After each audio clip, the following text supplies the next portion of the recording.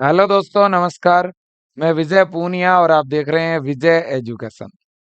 तो विजय परिवार में आप सभी का स्वागत है। प्यारे बच्चों, आज का जो अपडेट है वो थोड़ा स्पेशल है, क्योंकि आज मैं आपको जानकारी देने आया हूँ एक वैकेंसी के बारे में। नर्सिंग, पैरामेडिकल और pharmacy, X-ray technician, lab technician, health inspector और भी बहुत सारे अलग अलग प्रकार के डिपार्टमेंट की वैकेंसी आरआरबी यानी रेलवे डिपार्टमेंट के अंदर रेलवे हॉस्पिटल्स में ये बहुत बड़ी वैकेंसी अभी आई है। प्रत्येक 2 वर्ष के अंतराल में ये भर्ती आती है, 2 साल या 3 साल के गैप से। आज वर्तमान समय में नर्सिंग और पैरामेडिकल फील्ड वास्तव में सबसे आगे है। इस फील्ड में बहुत जॉब है, बहुत रोजगार है, बहुत वैकेंसी है। और इसी क्रम में ये नई भर्तियां आप सबके सामने हैं। मैं इस पे कंप्लीट डिटेल दूंगा कि कौन इनका फॉर्म लगा सकता है, कैसे ज्वाइनिंग मिलेगी, क्या सिलेबस रहेगा, एज क्राइटेरिया क्या है, एग्जाम का पैटर्न क्या रहता है। बिल्कुल शॉर्ट में मैं अपडेट देने वाला हूं। प्लीज आप एक बार इस वीडियो को केवल इंफॉर्मेशन के पर्पज से आगे शेयर करना। चैनल पे नए हैं, चैनल सब्सक्राइब जरूर करना और अंत तक देखना। आपको बहुत अच्छी जानकारी यहाँ पर मिलने वाली है। ये बच्चों, पहले तो मैं आपको हमारा जो रेलवे रिक्रूटमेंट बोर्ड है, जिसको हम आरआरबी कहते हैं, government of India ministry of railway, ये रेलवे मिनिस्ट्री का एनुअल कैलेंडर है बच्चों। ये वार्षिक कैलेंडर है और ये पूरे वर्ष भर में कब कौन सी वैकेंसी निकालेंगे इसके बारे में पहले से ही बता देते हैं, है ना। तो 2024 के इस कैलेंडर के अंदर इन्होंने पहले जनवरी और मार्च के अंदर एएलपी, फिर अप्रैल से जून के अंदर टेक्नीशियन, फिर जुलाई से सितंबर के बीच में आप यहाँ देख सकते हैं paramedical category, junior engineer, non technician, है ना। तो ये सारी चीजें इन्होंने पहले ही बता दी। जैसे अक्टूबर से दिसंबर के बीच में लेवल फेस्ट, है ना। इसी इसी तरह से मिनिस्ट्रियल एंड आइसोलेटेड कैटेगरीज। तो ये वैकेंसी का इनका शेड्यूल सबसे प्यारा है, सबसे अच्छा है। तो बच्चों, अभी जो हाल ही में वैकेंसी आई है वो हमारी आई है बच्चों पैरामेडिकल कैटेगरी की। पैरामेडिकल कैटेगरी में नर्सिंग भी आता है बेटा। पैरामेडिकल कैटेगरी के अंदर फार्मेसी भी आती है, फार्मासिस्ट की वैकेंसी। और इसी के अंदर बच्चों पैरामेडिकल की वैकेंसी भी आती है ना। इसी में फिजियो की वैकेंसी भी आती है, फिजियोथेरेपिस्ट की। सारी चीजें मैं आगे आपको बताने वाला हूँ।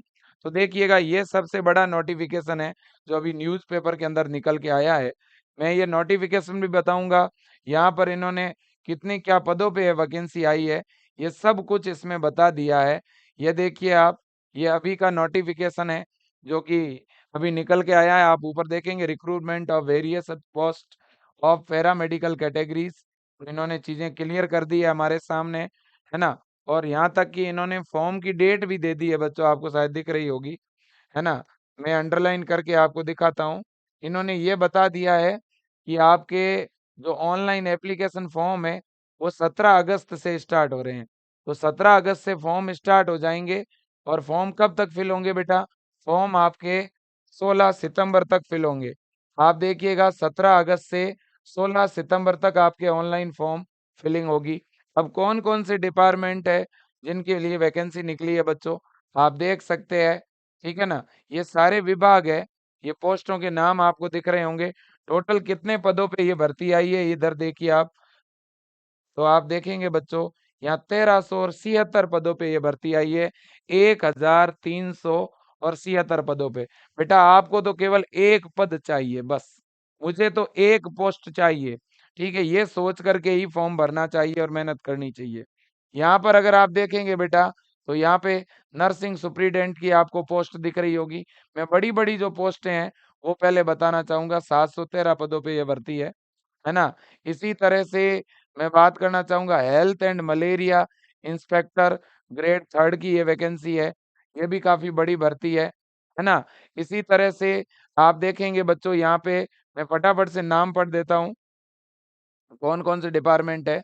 सबसे पहले ही पहले बच्चों, ऊपर ही ऊपर अगर आप देखेंगे तो यहाँ पे डाइटिशियन की भर्ती है ना? फिर नर्सिंग सुपरिटेंडेंट है, ऑडियोलॉजी एंड स्पीच थेरेपिस्ट है, फिर क्लिनिकल साइकोलॉजिस्ट है, डेंटल हाइजीन है, डायलिसिस टेक्नीशियन है ना? इसी तरह से हेल्थ एंड मलेरिया इंस्पेक्टर है, लेबोरेटरी सुपरिटेंडेंट ग्रेड 3 जो डीएमएलटी किए हुए होते हैं ना, पैरामेडिकल स्टाफ उनके लिए, परफ्यूजनिस्ट, इसी तरह से physiotherapist second, occupational therapist, cath lab technician, pharmacist, इसी तरह से रेडियोग्राफर की भर्ती है, जिन्होंने भी बच्चों ये कोर्स कर रखा होगा पैरामेडिकल के अंदर, speech therapist, cardiac technician, optometrician, ECG technician, फिर वापस से देखो लेबोरेटरी असिस्टेंट ग्रेड 2, तो लेबोरेटरी असिस्टेंट की ग्रेड 3 की और ग्रेड 2 की दोनों की आई हुई है, आप देख सकते हो, है ना? इसी तरह से रेडियोग्राफर की भी वैकेंसी है इसमें, तो कुल मिला करके मतलब कि जो है बहुत बड़ी पोस्टें जो है यहाँ पर आपको देखने को मिल रही है ना? और फील्ड वर्कर की भी है लास्ट में। ठीक है बच्चों, एज क्राइटेरिया भी इन्होंने दिया है, लगभग जितनी भी भर्तियां हैं बच्चों, उनमें आप ज्यादातर में देखेंगे तो 18 से लेकर के और 36 तक जो है एज आपको दिखेगी। कुछ में बेटा जो है वो जैसे कि 43 तक भी एज दी हुई है, ठीक है ना? बिल्कुल जी। अब नर्सिंग वाले में भी 43 तक ही है बच्चों, और एज जो आपकी काउंट होगी ना, वो 1 जनवरी 2025 से काउंट होगी। 1 1 1 1 2025 से आपकी एज काउंट होगी। ये अपने आप में बहुत बड़ी गुड न्यूज़ है ना? तो ये बहुत बड़ी गुड न्यूज़ है कि आपकी एज जो काउंट होने वाली है, वो 1 जनवरी 2025 से काउंट होगी। ये अपने आप में बहुत बड़ी बात है। ठीक है बच्चों? बिल्कुल। तो ये तो पोस्टों की बात हो गई। बात आप समझ रहे होंगे बच्चों, यहाँ पे भर्ती कौन-कौन सी आ चुकी है? भाई स्टाफ नर्स की वैकेंसी आ चुकी है, नर्सिंग स्टाफ की वैकेंसी है यहाँ पे, बिल्कुल है जी। इसी तरह से लैब टेक्नीशियन की भर्ती है क्या? बिल्कुल है जी, है ना? लैब टेक्नीशियन की भी है, रेडियोग्राफर की भी है, रेडियोग्राफर की भी वैकेंसी है, ठीक है ना? और आप देख सकते हैं, यहाँ पर चाहो तो आप स्क्रीनशॉट भी ले सकते हैं, क्योंकि फॉर्म तो जस्ट स्टार्ट होने ही वाले हैं। फार्मासिस्ट की भी वैकेंसी है क्या? जी हाँ, बिल्कुल है, फार्मासिस्ट की भी, ठीक है ना? फार्मासिस्ट की भी वैकेंसी है। तो ये कुछ मैंने बड़े-बड़े नाम आपके सामने लिखे हैं बच्चों, ठीक है कि नहीं भाई? बिल्कुल। अगर मैं बड़े तौर पर कहूँ बच्चों, तो आप यूँ समझ लो कि जिन्होंने बीएससी नर्सिंग कर रखा है, जिन्होंने बीएससी नर्सिंग कर रखा है या जीएनएम कर रखा है, तो वो स्टाफ नर्स के लिए अप्लाई कर लेगा। जिन्होंने बेटा डीएमएलटी कर रखा है ना? या बीएमएलटी कर रखा है या बीएससी एमएलटी डिप्लोमा एमएलटी कर रखा है, तो वो उनके लिए लैब टेक्नीशियन है। इसी तरह से रेडियोग्राफर की बात करूँ तो जिन्होंने एक्स-रे टेक्नीशियन कोर्स कर रखा है ना? तो उनके लिए हैं। आगे हम बात करेंगे डीआरटी की, ठीक है ना? बिल्कुल जी। इसके बाद में फार्मासिस्ट में जिन्होंने फार्मा डिप्लोमा कर रखा है, डी फार्मा, उनके लिए ये वैकेंसी आई है बच्चों, ठीक है ना? तो हम आगे और डिटेल में जान ही रहे हैं।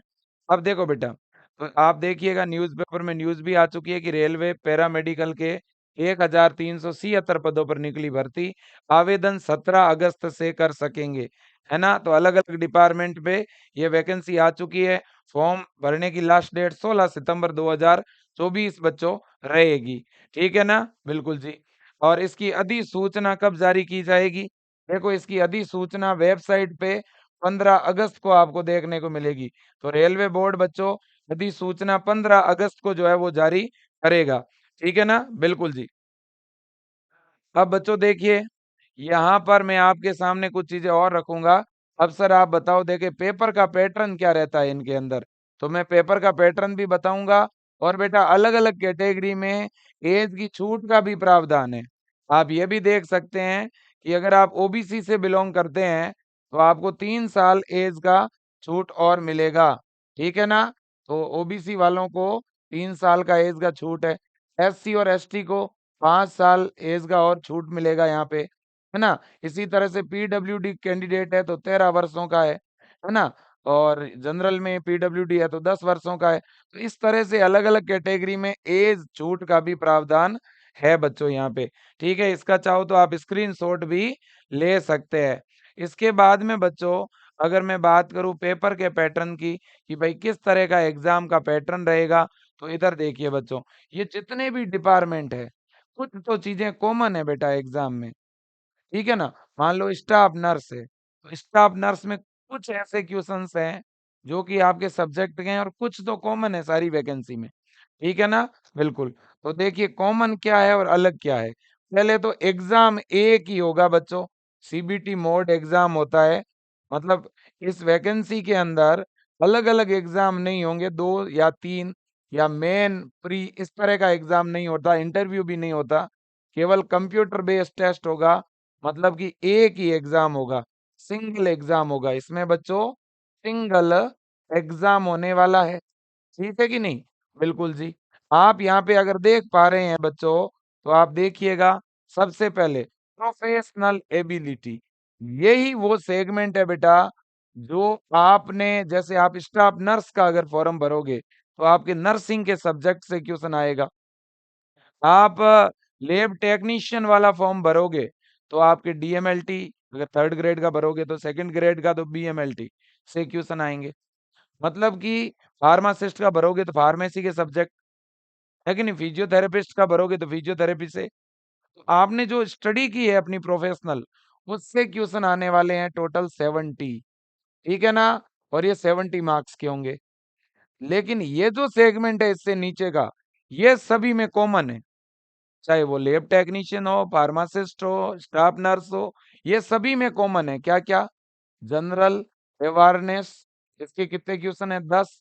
इसी तरह से general arithmetics, general intelligence and reasoning, है ना, इसके 10 क्वेश्चन है, ये भी कॉमन है। और जनरल साइंस, इसके भी 10 क्वेश्चन है, ये कॉमन है। तो ये 30 जो क्वेश्चन है बच्चों, ये तो सभी के लिए कॉमन है। तो बच्चों 30% पेपर सभी पोस्टेज के लिए कॉमन है। लेकिन ये जो 70% सेगमेंट है, ये आपके सब्जेक्ट से आने वाला है, ये सभी का अलग अलग होने वाला है। अलग अलग पदों के लिए ये 70 क्वेश्चन अलग अलग रहने वाले हैं। समझ में आ गई बच्चों बात? बिल्कुल जी। अब देखिए बच्चों, यहाँ पर आप देखेंगे तो यहाँ नेगेटिव मार्किंग भी है 1/3, ठीक है ना।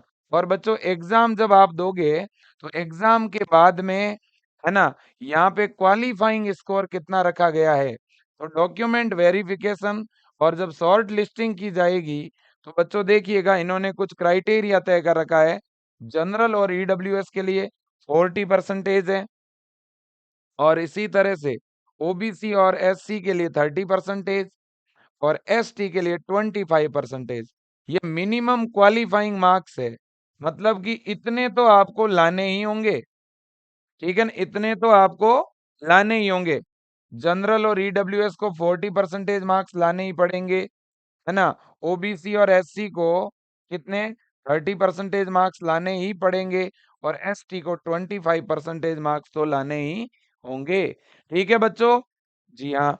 अब देखिएगा इसके बाद में हम बात करना चाहेंगे, इसके बाद में हम बात करेंगे डॉक्यूमेंट्स की, कि सर फॉर्म फिलिंग के लिए क्या डॉक्यूमेंट चाहिएंगे हमें, कौन कौन से डॉक्यूमेंट अपलोड होंगे। तो देखिए, अगर मैं डॉक्यूमेंट की बात करूं यहाँ पे कि कौन से डॉक्यूमेंट आपके अपलोड होने वाले हैं, तो सबसे पहले कैंडिडेट कलर्ड फोटोग्राफ जिसकी साइज 20 KB से 50 KB के बीच होनी चाहिए। कैंडिडेट सिग्नेचर जो 10 KB से 14 KB के बीच का होना चाहिए। इसके बाद SC/ST certificate, only candidate seeking free travel pass JPEG format में होना चाहिए आपका, मतलब कि आपका कैटेगरी सर्टिफिकेट बेटा, है ना। इसके बाद में इसके बाद में बाकी तो मुझे कुछ ऐसा स्पेसिफिक नहीं लग रहा, ठीक है। तो आपका कैटेगरी सर्टिफिकेट भी होना चाहिए, ठीक है बेटा। बिल्कुल जी, कैटेगरी सर्टिफिकेट, ठीक है बेटा। बिल्कुल जी। तो ये 3 चीजें तो बहुत ज्यादा कंपलसरी है। इसके अलावा बच्चों आपके पास में आपके जो क्वालिफिकेशन के, है ना, क्वालिफिकेशन, जो भी आपकी क्वालिफिकेशन है उसके डॉक्यूमेंट, है ना, क्वालिफिकेशन के डॉक्यूमेंट, उनके मार्क्स और उसकी पूरी डिटेल, जो भी रजिस्ट्रेशन की डिटेल है, वो आपके पास होनी चाहिए भाई, ठीक है कि नहीं। सर हमारे क्वालिफिकेशन कब तक कंप्लीट हो जानी चाहिए, देखो बेटा, ये लोग एज काउंट कर रहे हैं 1 जनवरी 2025 से, लेकिन जहां तक नॉर्मली हम देखते हैं बेटा, क्वालिफिकेशन की बात करें तो फॉर्म की जो लास्ट डेट होती है तब तक क्वालिफिकेशन आपकी कंप्लीट होनी चाहिए। बट मैं क्वालिफिकेशन पे एक अलग से सेपरेट वीडियो बनाऊंगा, ठीक है ना? क्योंकि बेटा अभी इनका डिटेल नोटिफिकेशन आने दीजिए, उसमें हो सकता है कई बार कुछ चेंजेस भी होते हैं। कई बार ऐसा भी होता है बेटा कि जो एग्जाम की डेट होती है तब तक क्वालिफिकेशन जो है आपकी कंप्लीट होनी चाहिए, रजिस्ट्रेशन कंप्लीट होना चाहिए, है ना? तो बहुत सारी चीजें हैं जिन पे हम और आगे बात कर ही लेंगे, है ना? बिल्कुल जी। अब देखो बच्चों, अब मैं लास्ट में बताना चाहूँगा कि भाई एलिजिबिलिटी क्राइटेरिया इन्होंने क्या रखा है, उसपे भी हम बात कर रहे हैं। मैं फिर से रिपीट करूँगा बेटा, रेलवे बोर्ड के द्वारा सेंट्रल गवर्नमेंट की एक वैकेंसी आई है, जिसमें ऑल इंडिया के कैंडिडेट अप्लाई कर सकते हैं, सभी राज्यों के बच्चे अप्लाई कर सकते हैं, जिन्होंने जीएनएम कंप्लीट कर रखा है, बीएससी नर्सिंग कंप्लीट कर रखा है, बीएमएलटी किया हुआ है, बीआरटी किया हुआ है, बीएमएलटी किया हुआ है, बीआरटी किया हुआ है, या जो बच्चे अभी अपने फाइनल ईयर में हैं या जिनके अभी फाइनल के एग्जाम हो चुके हैं या अभी एग्जाम चल रहे हैं, उन बच्चों के लिए भी गुड न्यूज़ है। ठीक है ना? बिल्कुल जी। तो सर क्या विजय एजुकेशन इसकी प्रिपरेशन कराएगा क्या? देखो बेटा, विजय परिवार बिल्कुल तैयारी करवाएगा, क्यों नहीं करवाएगा? आज पूरे भारतवर्ष के अंदर नर्सिंग और पैरामेडिकल के, फार्मेसी के, है ना, 8 लाख स्टूडेंट इस विजय परिवार से जुड़े हुए हैं, है ना? ऐप के अंदर भी 5 लाख से ज़्यादा बच्चे जुड़े हुए हैं।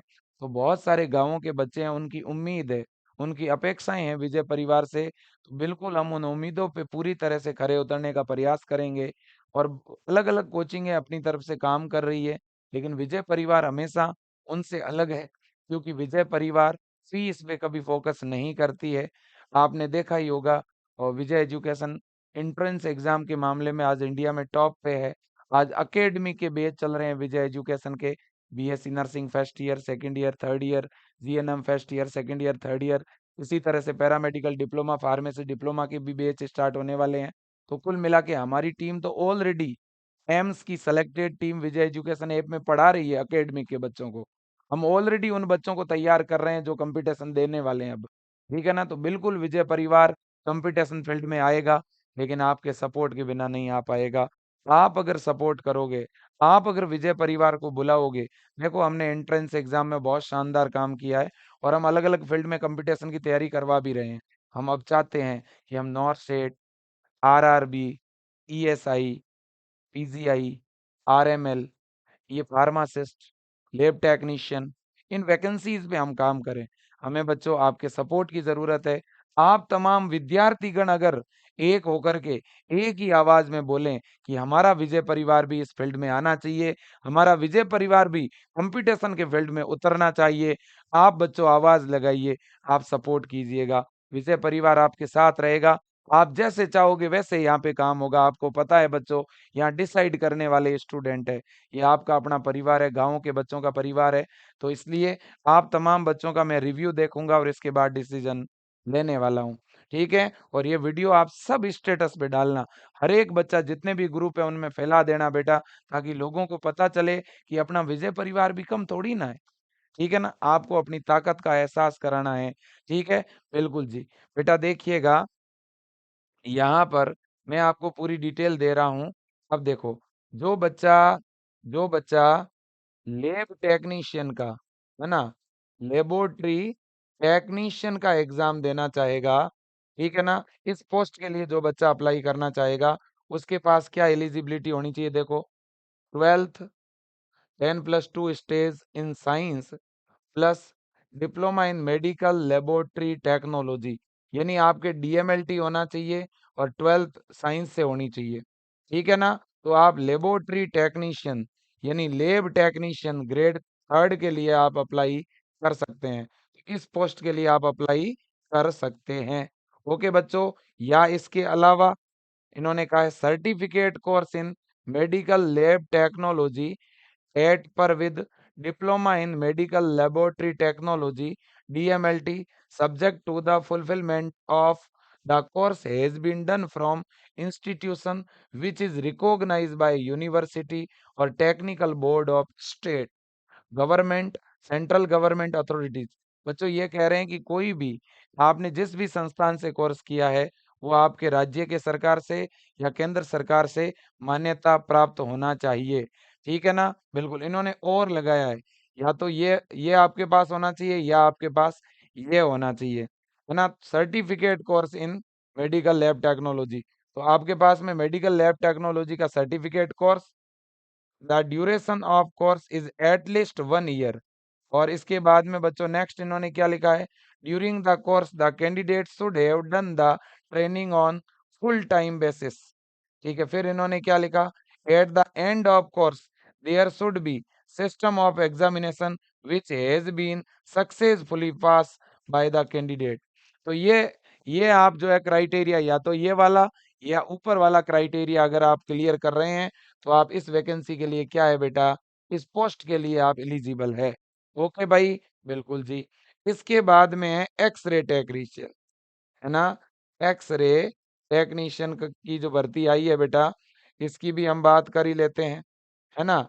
एक्स-रे टेक्नीशियन की हम बात कर रहे हैं। देखो इन्होंने क्या लिखा बेटा, इन्होंने लिखा है 10+2 with physics and chemistry and diploma in radiography, है ना? Diploma in radiography, diploma in radiography, DRT बोलते हैं वैसे तो। X-ray technician, radio diagnosis technology, 2 year diploma होना चाहिए बच्चों, डीआरटी एक्स-रे टेक्नीशियन। ठीक है, फ्रॉम रिकॉग्नाइज्ड इंस्टीट्यूट।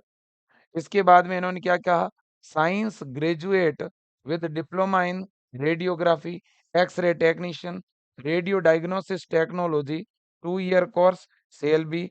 अब देखो बच्चों ये कह रहा है कि आपका पूरा कंप्लीट होना चाहिए, 2 वर्ष का कोर्स कंप्लीट होना चाहिए। 2 वर्ष का कौन सा कोर्स, डिप्लोमा कोर्स, ठीक है ना? तो रेडियोग्राफी में डिप्लोमा हो या एक्स-रे टेक्नीशियन के अंदर आपका डिप्लोमा हो, ठीक है? तो ये इस वैकेंसी का नाम है रेडियोग्राफर। इस भर्ती का क्या नाम है बेटा, रेडियोग्राफर, रेडियोग्राफर। तो रेडियोग्राफर पोस्ट के लिए आप बच्चों कब एलिजिबल होंगे, जब आपके पास एक्सरे टेक्नीशियन का डिप्लोमा होगा। इसके बाद में इसके बाद में यहाँ पर आप देख सकते हैं, ये फार्मासिस्ट की पोस्ट है बेटा, है ना? अगर आप फार्मासिस्ट के लिए अप्लाई करते हैं, तो आपके पास में ये क्वालिफिकेशन होनी चाहिए। देखिएगा क्या लिखा है इन्होंने, 10+2 इन साइंस और its equivalent with diploma in pharmacy, मतलब कि आपके डी फार्मा होना चाहिए बेटा। क्या होना चाहिए, डी फार्मा होना चाहिए, है ना? बिल्कुल जी।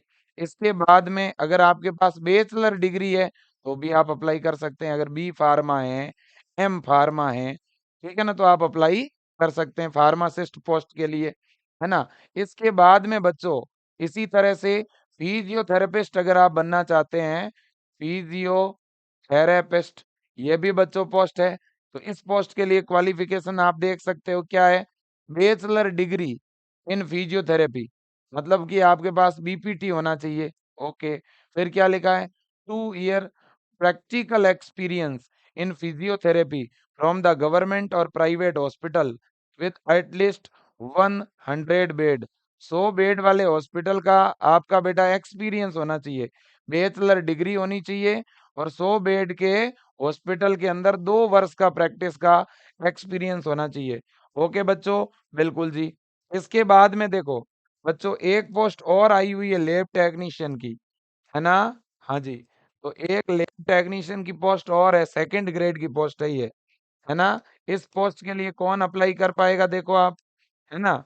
तो BSc with biochemistry, BSc with microbiology, BSc with life science, BSc with chemistry, BSc BSc with chemistry and biology as main और ऑप्शनल। इसके बाद में इन्होंने कहा है बच्चों प्लस, यानी इसके साथ diploma in medical lab technology और इक्विवेलेंट, यानी बच्चों आपके बीएससी होनी चाहिए और बीएससी के साथ डीएमएलटी होनी चाहिए। अगर ये दोनों है, तो आप सेकंड ग्रेड लैब टेक्नीशियन के लिए अप्लाई कर सकते हो।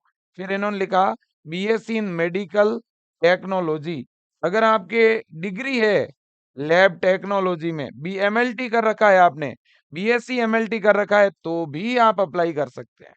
ठीक है ना? बिल्कुल जी, तो ये भी बड़ी बात है। इसके बाद में बच्चों एक हेल्थ और सैनिटरी इंस्पेक्टर का अगर आपने डिप्लोमा कर रखा है और बेटा आपने बीएससी कर रखी है किसमें? BSc having studies chemistry as main और ऑप्शनल सब्जेक्ट, ठीक है? और इसके साथ प्लस आपने क्या कर रखा है? डिप्लोमा हेल्थ या सैनिटरी इंस्पेक्टर के तौर पर कर रखा है, तो आप अप्लाई कर सकते हैं। या आपने 1 ईयर नेशनल ट्रेड सर्टिफिकेट अगर आपके पास है, health sanitary inspector awarded by national council of vocational training, ministry of labour and employment, government of India, new Delhi. तो इसका अगर आपके पास में बच्चों क्या है? 1 ईयर का सर्टिफिकेट है, तो भी आप अप्लाई कर सकते हैं। इसके बाद में बच्चों ये है नर्सिंग स्टाफ के लिए, स्टाफ नर्स के लिए जो मेरे दोस्तों इसमें पोस्ट है, इसके लिए क्वालिफिकेशन क्या है? देखो, स्टाफ नर्स के लिए क्या क्वालिफिकेशन है, ये भी आप देख सकते हो बेटा, ठीक है ना? Certificate as registered nurse and midwife, यानी बच्चों आपके जीएनएम होनी चाहिए, 3 वर्ष वाला पाठ्यक्रम आपका कंप्लीट होना चाहिए और आपने जहां से किया है, ठीक है ना, वो मेरे दोस्तों रिकॉग्नाइज इंस्टीट्यूट होना चाहिए आईएनसी से।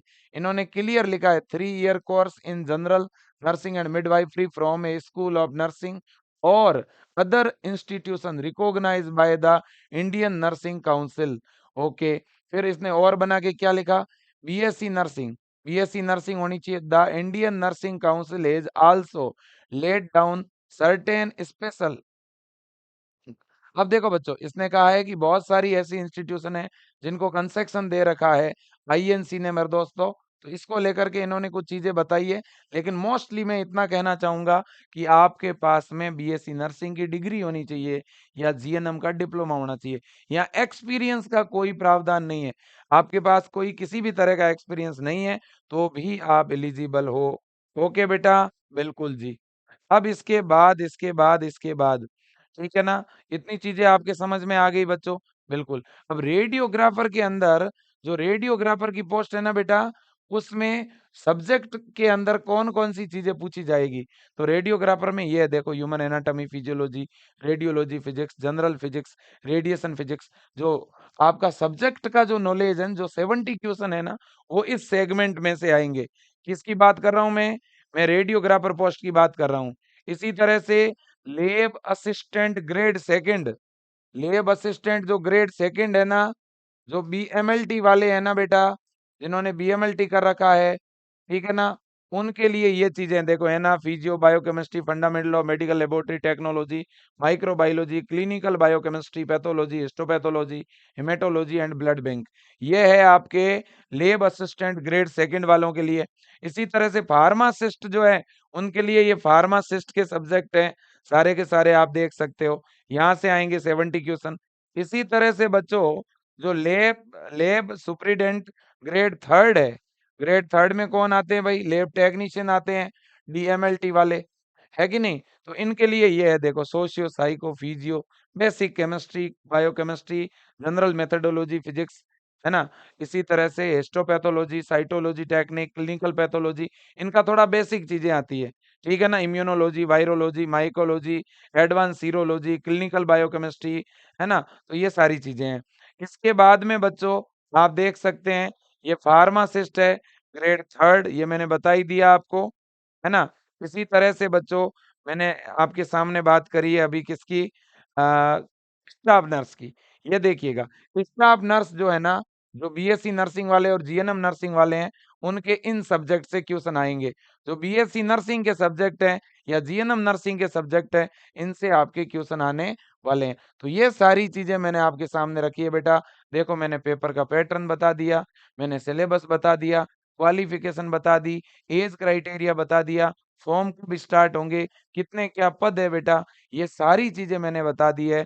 और ये सब कुछ, ये पूरी की पूरी डिटेल आपको मिलने कहाँ पर वाली है, वो भी मैं बता रहा हूँ बच्चों, ठीक है ना? सबसे पहले तो ये मेन railways.gov.in, ये तो मेन वेबसाइट है बच्चों, है ना? ये तो क्या है? मेन वेबसाइट है। जब आप इस वेबसाइट को ओपन करेंगे तो आपको अजमेर, अहमदाबाद, ठीक है ना, अलग अलग बच्चों जोन दिखेंगे।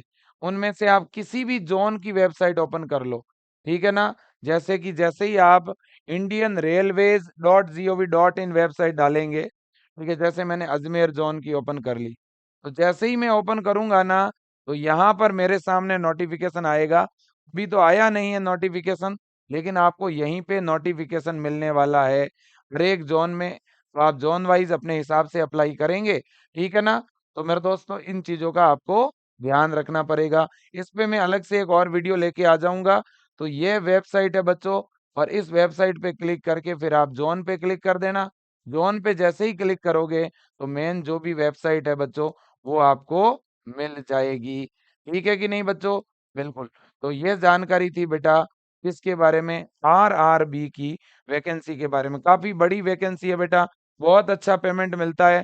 सेंट्रल गवर्नमेंट की जॉब है बच्चों, तो आपको पता ही है, फैसिलिटी भी बहुत ज़्यादा मिलती है। ठीक है कि नहीं है? आप देख सकते हैं बच्चों यहाँ पे सामने पोस्ट भी दी गई है, ठीक है ना? और यहाँ पे जो है पोस्ट का नाम भी दिया हुआ है, ठीक है ना? तो डायटीशियन से लेकर के नर्सिंग सुपरिटेंडेंट से लेकर के, है ना? तो आप देख सकते हैं डेंटल हाइजीन, डायलिसिस टेक्नीशियन, ठीक है ना? लेबोरेटरी सुपरिटेंडेंट ग्रेड 3, इसी तरह से लेबोरेटरी असिस्टेंट ग्रेड 2। ये लैब टेक्नीशियन वाले बच्चे ये ग्रेड 2 में डिग्री वाले हैं और ग्रेड 3 में डिप्लोमा वाले हैं। ठीक है? ये रेडियोग्राफर, एक्स-रे टेक्नीशियन हो गया आपका, ईसीजी टेक्नीशियन है। इस तरह से तो बहुत है, ठीक है ना? फिजियोथेरेपिस्ट 2, है ना? और ऑक्यूपेशनल थेरेपिस्ट है, कैथ लैब टेक्नीशियन है, डायलिसिस टेक्नीशियन है। आप तमाम बच्चों का अगर सपोर्ट रहा, तो विजय एजुकेशन बहुत ही जल्द विजय एजुकेशन ऐप के अंदर पूरे भारतवर्ष का सबसे कम फीस वाला और सबसे अच्छी फैकल्टी और सबसे बड़ी टीम के साथ ऑनलाइन बैच, और ऑनलाइन बैच के अंदर साथ में टेस्ट सीरीज आपको प्रोवाइड करेगा। आप बच्चे अगर डिमांड करें, आप बच्चे अगर एक राय हो जाएं, तो अपना विजय परिवार जो है एक कदम और कंपटीशन की तरफ जो है लेने जा रहा है। आपके बिना विजय परिवार एक भी कदम नहीं उठाएगा बच्चों, क्योंकि विजय परिवार के हर एक कदम को विजयन ही तय करते हैं। अभी हाल ही का वाकया है एमएनएस नर्सिंग, है ना? देश की सेना को समर्पित हमारी बेटियां मिलिट्री नर्सिंग सर्विस के तौर पर जॉब करने के लिए तैयार हैं, क्योंकि हमारे विजियंस ने एक बहुत बड़ा निर्णय किया कि सर हमें एमएनएस में जाना चाहिए, हमें मिलिट्री नर्सिंग सर्विस की तैयारी करवानी चाहिए। तो उनकी जो है कोचिंगें भी काफ़ी महंगी थी, और जो बच्ची दूर दराज इलाके में रहती थी वो ऑफलाइन कोचिंगों को अटेंड भी नहीं कर पाती थी, और ऑनलाइन भी पढ़ाने वाले बहुत कम थे तो फीसें भी बहुत ज़्यादा थी। तो बच्चों ने डिमांड करी तो हमने ऑनलाइन बैच स्टार्ट किया, है ना? प्रति महीना 100 रुपए की फीस है बच्चों की, और हम पढ़ाते हैं एमएनएस में। इसी तरह से हम अभी हाल ही में जो एम्स नर्सिंग का एंट्रेंस एग्ज़ाम लगता है, उसमें भी प्रति महीना 100 रुपए फीस है। हम पूरे साल भर का ऑनलाइन बैच 1000 रुपए से भी कम फीस में पूरा लाइव बैच देते हैं। कहीं न कहीं बच्चों के लिए मेहनत बहुत कराते हैं, ठीक है? और आगे भी मैं भरोसा दिलाता हूँ बच्चों आपको कि सपोर्ट में, गाइडेंस में कहीं पे कोई कमी नहीं रहेगी। आप तमाम बच्चों की, और जो नर्सिंग कर चुके हैं, जो पैरामेडिकल कर चुके हैं, आप तो बच्चे नहीं रहे, ठीक है ना? अब तो आप बहुत जागरूक हो गए हैं, बहुत बड़े हो गए हैं। मैं तो आपको कहना चाहता हूँ, आप भी औरों को गाइड करें, अच्छे फील्ड के बारे में गाइड करें। पैरामेडिकल में बच्चे क्या करें तो सही रहेगा, नर्सिंग में कौन-सा कोर्स करें तो सही रहेगा, कौन से कॉलेजेस ठीक रहेंगे, ठीक है? हमारे जो दूर-दराज इलाकों के बच्चे हैं, उनको आप गाइड करिए, मोटिवेट करिए, ठीक है ना? तो बच्चों आज के लिए इतना ही, और आप में से भी कोई, आपका कोई रिश्तेदार हो, आपका कोई मिलने वाला हो, आपके कोई फैमिली मेंबर हो जो एम्स में कहीं लगा हुआ हो, कहीं रेलवे हॉस्पिटल्स में लगे हुए हो, और ऑनलाइन कोई पढ़ाना चाहता है, तो उनका विजय एजुकेशन में स्वागत है। विजय परिवार के दरवाजे समस्त टीचर्स के लिए, समस्त पैरामेडिकल, नर्सिंग और फार्मेसी फैकल्टीज के लिए ओपन है। आइए, आप विजय परिवार के साथ जुड़िए। इस एक ग्रामीण संस्थान को, एक गाँव से निकलने वाले, एक भारत-पाकिस्तान के बॉर्डर पे बसा हुआ एक छोटा-सा गाँव, वहाँ से ये विजय एजुकेशन का संचालन हो रहा है। क्यों ना आप इस परिवार को आगे बढ़ाइए, ये प्लेटफ़ॉर्म आपका है, आपको मंच विजय परिवार दे रहा है। आप जुड़िए, विजय परिवार का हिस्सा बनिए। इंडिया के जिस भी कोने में आप हैं, वहाँ से आप विजय एजुकेशन की क्लास ले सकते हैं। तो मेरा निवेदन है, तमाम लोग सपोर्ट करें। हम नर्सिंग और पैरामेडिकल के फील्ड में कुछ स्पेशल करने वाले हैं, कुछ अच्छा करने वाले हैं। आज के लिए इतना ही। Thank you so much. जय हिंद और वंदे मातरम।